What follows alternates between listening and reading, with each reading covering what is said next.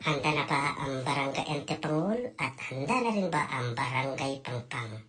At ito na nga mga kalugwaran, abalang-abala pong ating mga volunteer ng Nanay Kalinga sa pag-impake para sa mga member ng Nanay Kalinga Incorporated. Kinabukasan, binaybay na ng Nanay Kalinga papunta sa Barangay Pangpang para mag-abot ng maagang pamasko mula sa founder ng Nanay Kalinga Incorporated.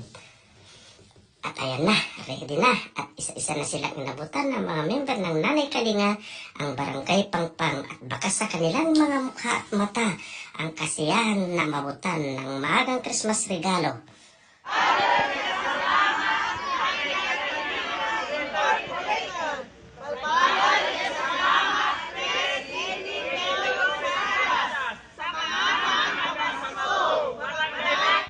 Sumunod naman ang Barangay Antipangul na mahatira ng Christmas regalo at naway lahat napasaya kayo ng aming founder na si Eddie Billy Posadas.